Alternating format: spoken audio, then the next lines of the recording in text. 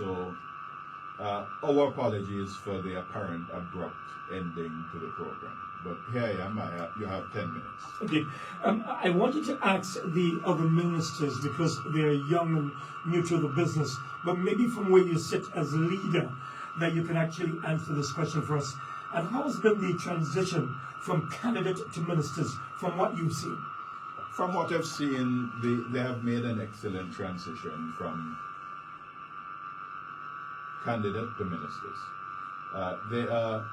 They're bright people.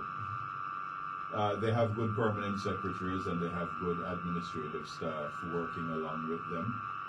And that helps a lot in terms of the transition. The briefings have been wonderful. We've had the meeting which we had last week, Tuesday, with all of the heads, along with senior management, let's call it that. That was also a very good way of introducing. I thought that was very important, so I called that meeting. And I want to thank the Deputy Governor for facilitating that. Now, such a meeting clearly it came out as a consequence of experience, because one would have gone straight into government business, but what we wanted to do was all of government should understand what all of government is doing. And I don't think that has happened in the past 10 years. So that was useful. It gave the ministers an opportunity to know what was happening in all of the other ministries and departments when the briefings were done. When Honourable Osborne leaves Ireland later on today, I'm assuming that Parliamentary Secretary Honourable Dwayne Hickson, will step up? Yes, I'll inform the Governor shortly that Dwayne Hickson will in fact be filling in as Minister for that particular ministry until the Minister returns, the substantive Minister returns. When I leave on the weekend, then the Deputy Premier will take up the position as acting Premier.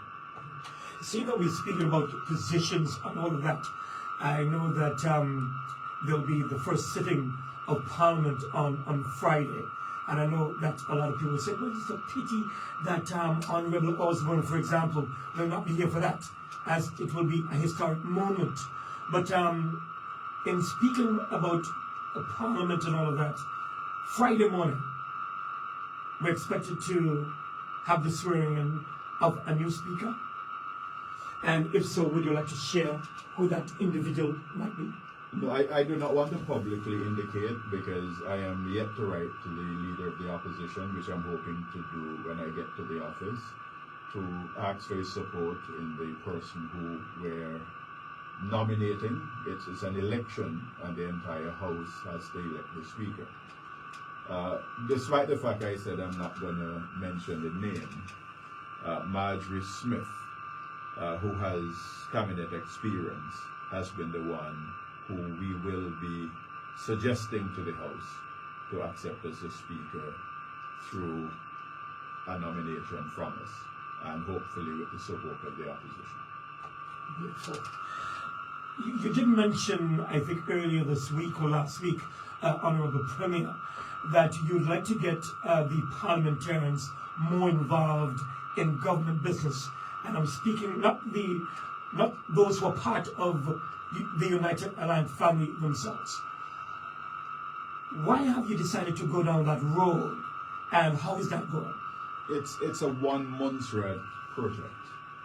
So there are 9 of us, and opposition members must not see themselves as just opposition members. They must see themselves as elected members who represent the people of Montserrat in all respects. Whether they're on government side or the other side, they have a role to play, because they have deliverables for the people of Montserrat. The way you operate in Parliament gives an indication of your willingness or unwillingness to serve the people in whatever capacity you're called upon to serve. Okay, we're going to leave that there for now. In what ways do you think public officers can help to push Montserrat forward without being politically partisan? No, public officers have a role to play. Policy directives and policy guidance comes from the ministers. But the development of the policy, the writing of the policy, comes from the public officers.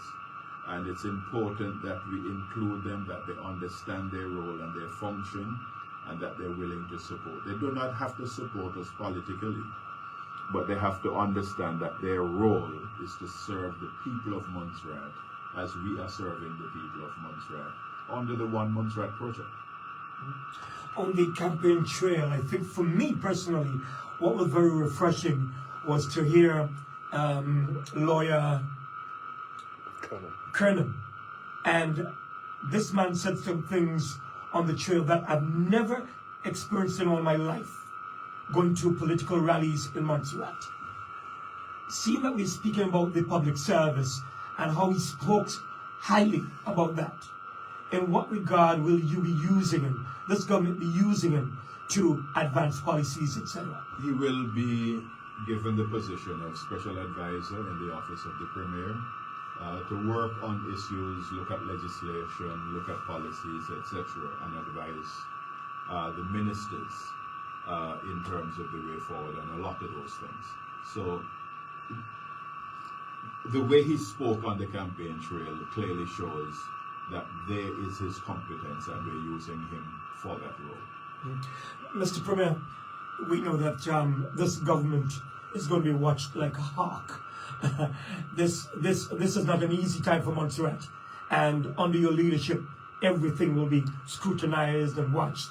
What are you going to do to prove that you'll be transparent and accountable as a government? Well, we have to be transparent and accountable in everything we do. Let's take, for example, some of the legislation that other governments have been bragging about, like procurement.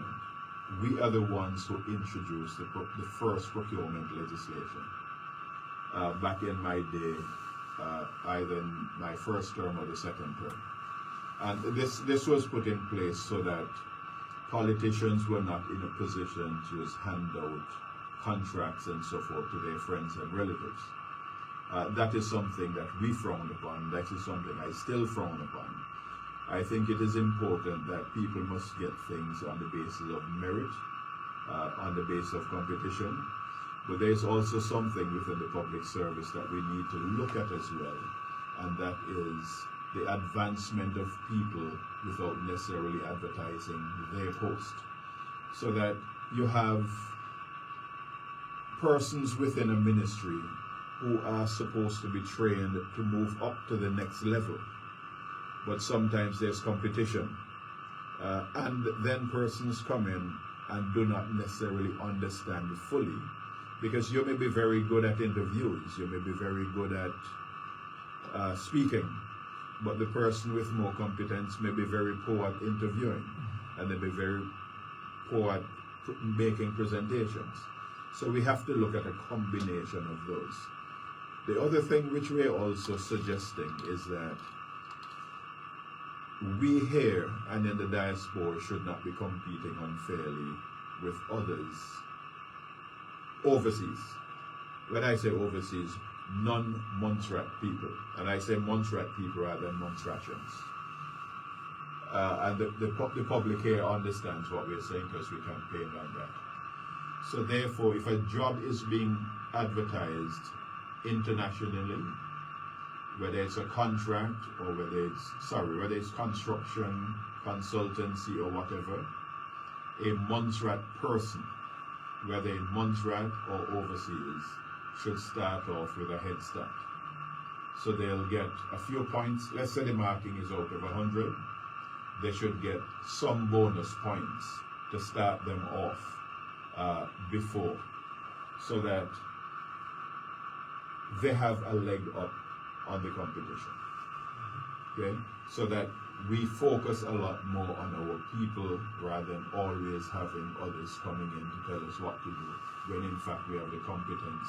If not in Montserrat, we have that competence outside of Montserrat. The other thing that we have to look at is that we have to encourage our public servants to do what is required. Because too often people sit back because they're not recognized for the work which they do. We have to recognize them, encourage them, and empower them so that you're doing a good job. We must show you that you're doing a good job, not only by patting you on your back and during Workers' Appreciation Week give you some flowers or a gift basket. We must be in a position to do it in other ways. The diaspora. We've been hearing about the diaspora like for ages. I liked when you said a little while ago that when you go to the UK, you won't be meeting with groups, but you'll be meeting with heads of groups. I think that is very, very important. So I was going to ask you this question. But let me respond to that. We may very shortly have a cabinet secretary who will be assigned to the diaspora. Okay, so we can get, and I don't want to say diaspora, to the overseas Montserratians, so that when they need something, they have issues, this is who you get in touch with, and that person will deal with your issues and bring it up to cabinet or bring it up to wherever it needs to be. Yes, because I was going to ask you, how will you give the Montserratian overseas, you call them, right, opportunities to make a greater impact on Montserrat? Well, we're also looking at creating a database. There are a couple of organizations that have already put their hands up and said, look, we can help. And we're going to just pass this on to the appropriate person so that that person can then reach out to those groupings to start that database. And quickly, Mr. Premier, if you can tell us in a nutshell, what are the 5 top things that you're working on as we speak? I know the last time you were here, we spoke about having a ferry in place for December, etc. I know you have meetings in between that. And I also know that we did speak about the very popular program, What's on Your Mind, coming back. In a nutshell, if you can talk to us about that. Okay, in terms of priority areas, access clearly is the #1 priority for me. Clearly, other ministers will have different priorities. The Minister for Health will have different priorities. But for me as a Premier, access is my #1 priority to get fixed. We have had meetings already Friday when we realized first week in office and the subsidy was falling off, and I was not aware that that was happening. And we made a very quick decision, just extend it through the whole of November until we can get an opportunity to review the numbers. But what we can assure the traveling public is that that access subsidy may not be the same quantum, will extend through into December as well. But we need to have a meeting, run the numbers, crunch the numbers, and then be in a position to deal with that.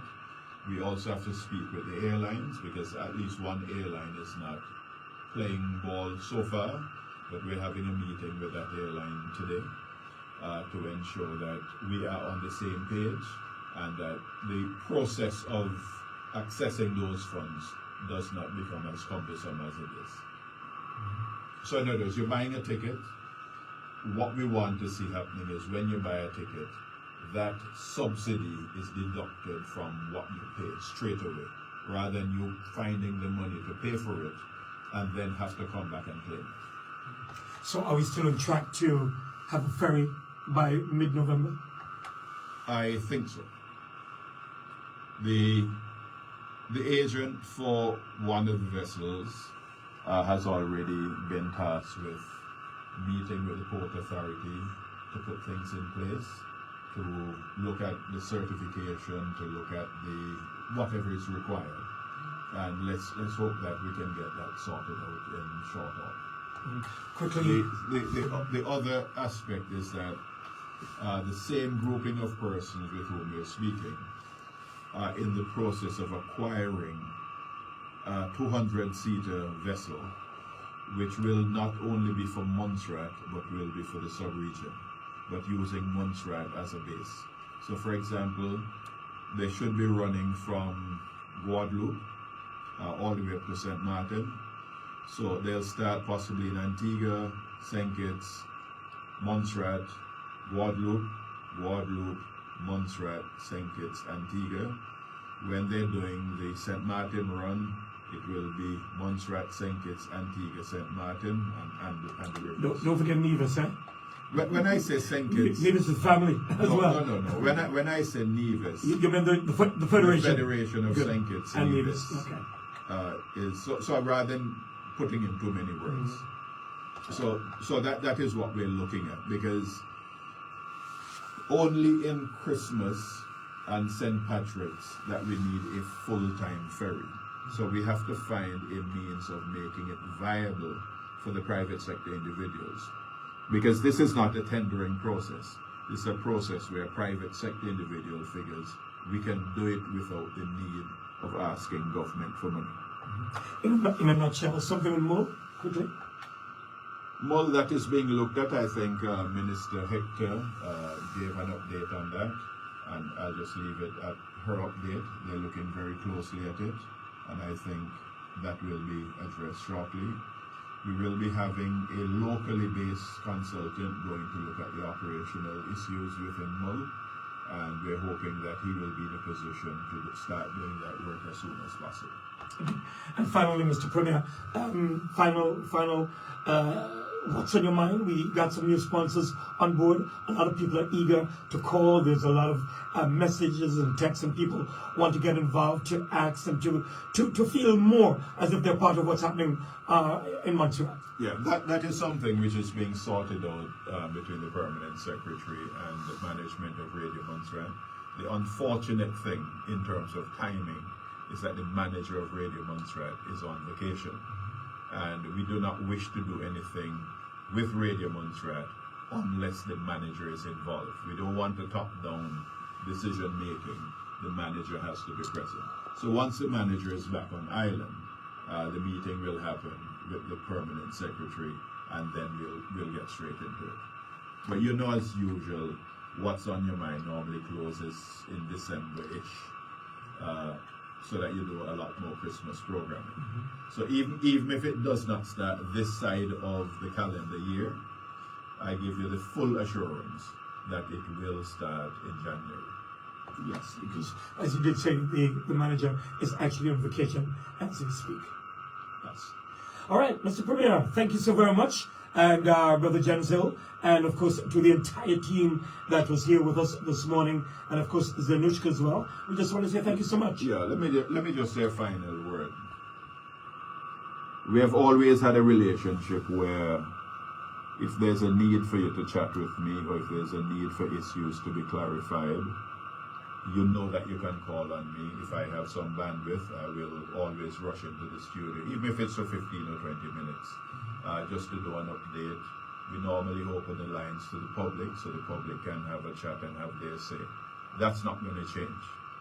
I'm expecting that the ministers also will find time to be on air, individually or with their teams, so that the public is always kept up to speed in terms of what's happening within government, and also for us to hear from the public in terms of what's on their mind.